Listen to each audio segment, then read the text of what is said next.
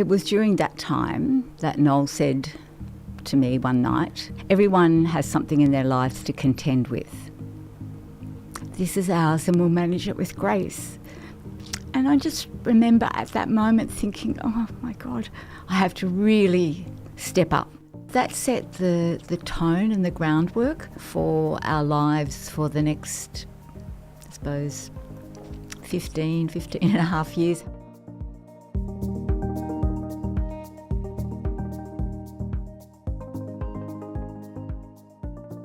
So tell me the name of your husband and how you met.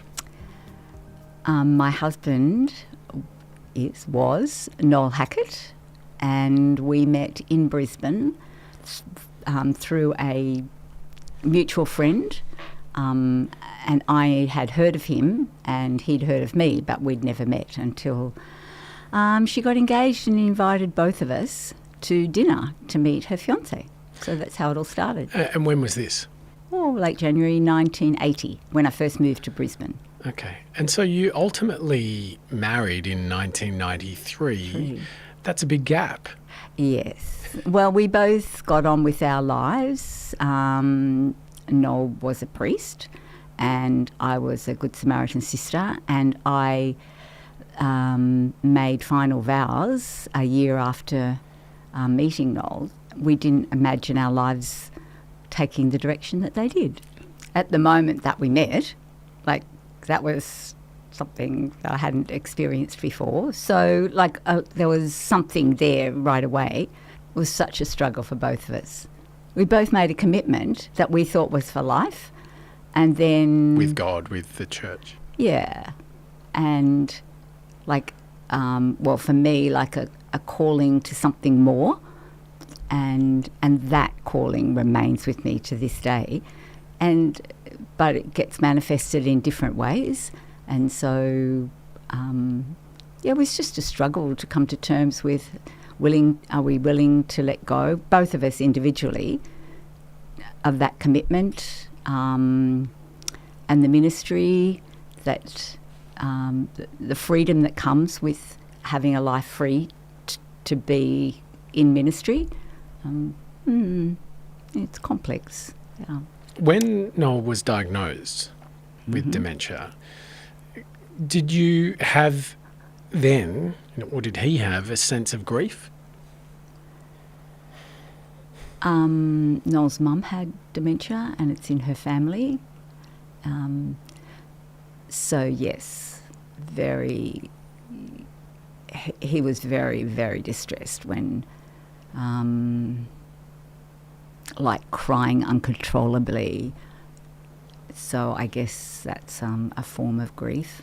So yeah, I think there's a lot of shock, not denial from either of us, both kind of knew, but just sadness really. Did you identify it or acknowledge it as grief at that moment, or did you see it as other things? No, just the profound sadness.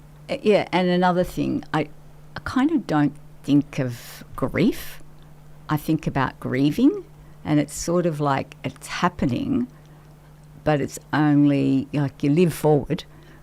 But upon reflection, it's, yes, we were grieving, but we wouldn't have named it as that. So I know there was a bit of a gap between when Noel was initially observed by his GP and told you might have dementia, and then a couple of years later, a formal diagnosis of dementia. I'm wondering if during that time you talked much about how he wanted to approach it or how you wanted to approach it together. It was during that time that Noel said to me one night, everyone has something in their lives to contend with. This is ours. This is ours and we'll manage it with grace. And I just remember at that moment thinking, oh my God, I have to really step up. I have to step up to live as Noel's choosing to live. I think I have. But but that set the tone and the groundwork for the foundation for our lives for the next, I suppose, 15 and a half years. What did grace mean to you when he said that he wanted you both to do this with grace? It's like a gift. It's a graciousness, an accepting and embracing of what is and not fighting against it, not being bitter and twisted. Was that easy to do? Well, that's what Noel said we were doing, so that's what we were doing. And that sounds like he's the monster and he says what we're doing. It wasn't at all like that. No, not at all. It's just, that's what I wanted to do. I've always been inspired by people who have faced massive difficulties and have shone through. It's like been a lifelong fascination for the little girl and a lifelong thing. So here was my calling to this now. This was our moment to step up. I feel like that's part of the answer, because you're talking about adversity and challenge, and it's obvious anyone living with dementia goes through a lot. So I'm just interested, as the person doing the caring, in whether it was challenging at times to live up to that. Yes. I was overwhelmed often throughout the whole of those years. Swamped, just overwhelmed. And Noel was always very aware of that and supportive. Like, he talked about dementia as sinking into the darkness of dementia. But it was always about Jenny. Jenny has to do this. Jenny has to do that. Jenny has to manage our finances. Jenny, everything comes back to Jenny. And that concerned him. So, yes, but he was always, yes, it was difficult, very difficult. But I always felt that I didn't want him to feel he was a burden, because he thought that he was. And he didn't want to be a burden. Did you ever feel anger? Because I found, with Dad's situation, at various times I felt quite angry about things, not necessarily angry at Dad or at the disease even, but just other people and the way they interacted with it. And there was a lot of frustration. Did you feel any of that? Yes, frustration and anger. My anger wasn't at God or at life or at Noel. My anger was, my husband does that too. And, look, it's not that bad. And, like, he's pretty good. And, but there was one place that I felt safe, accepted, understood, and that was in our dementia support group. That's where I got my understanding and my support, and just being inspired. If other people can do it, like if this person can do it in those circumstances, goodness, I can do this. Yeah. And it was just people's stories and experiences and relationships are so different, and yet I was inspired. Yeah. And I was inspired by all of them in different ways. You obviously had both been on such extraordinary journeys to get to the point that you were together. How much of the grief that you felt was associated with, I guess, your expectation of what you might have, the life that you wanted to have together? Yeah. We talked in the group about different kinds of grief, and I think that's anticipatory grief.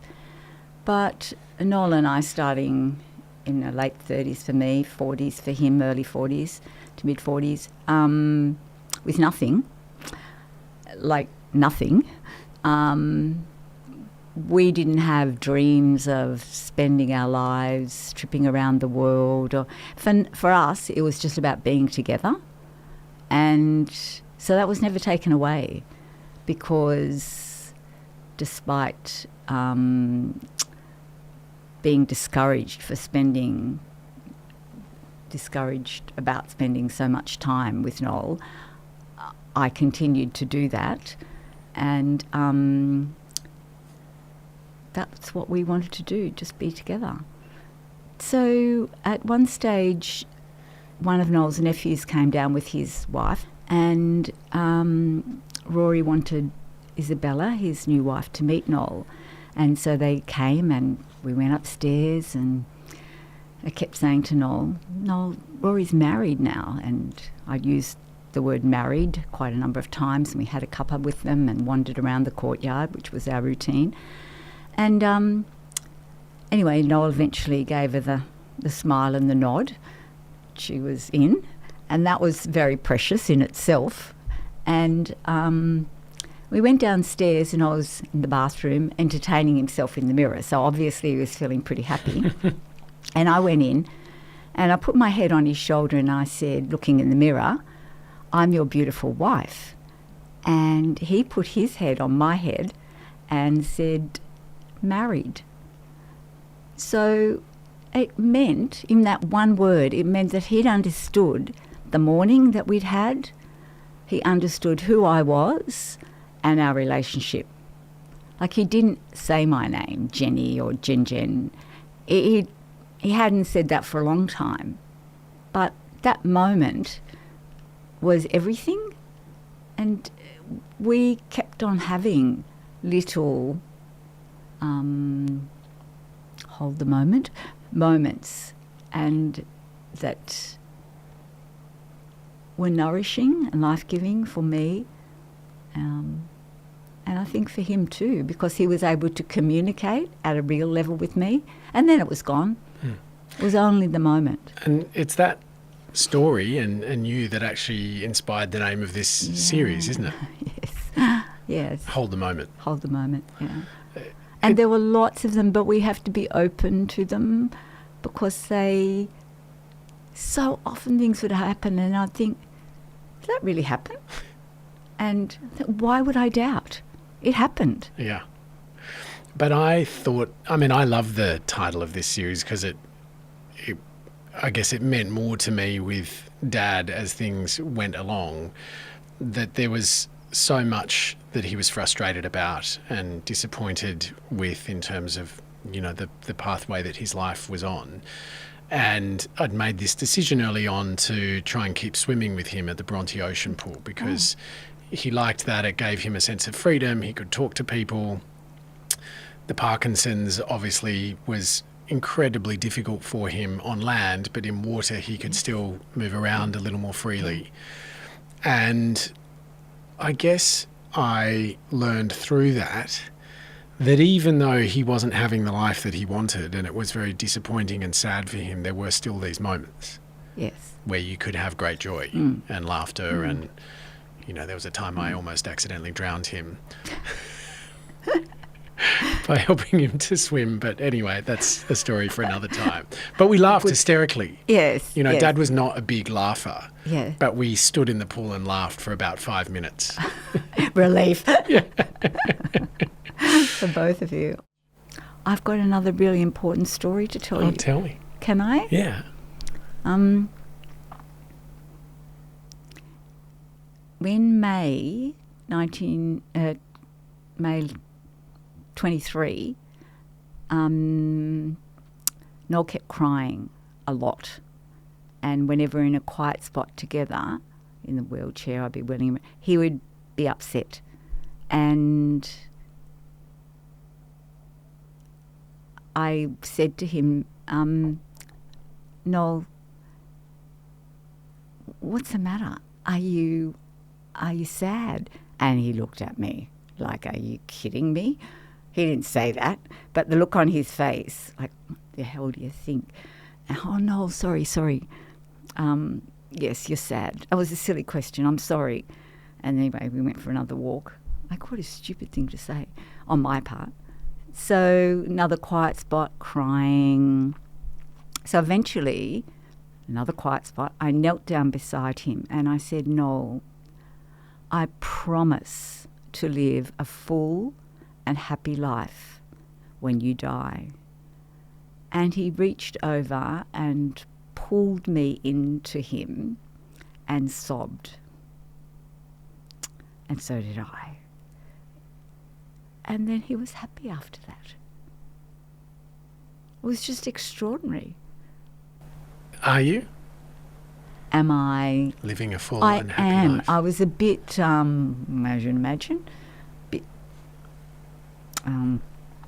unhinged, I suppose, not untethered, because my life revolved around being with Noel daily, and then that's not happening. So I was asked this question, what is it that you are refusing to accept? And it was joy. I'd been content in our years together, but there wasn't a lot of happiness anymore, a lot of happy, but no joy. There was very little joy. And the poignant moments were poignant and beautiful and sacred, precious, but not joyous. And then I had this sudden realisation, I have made a promise, and it's a solemn promise. It's like a vow that I made. So I have a responsibility to live up to that I've made to Noel, and I have to do that. To find joy. To find joy and to live a full and happy life means to have joy. And I had to rediscover how to do that. Like a lot of ordinary things I wasn't able to manage, like going to new places,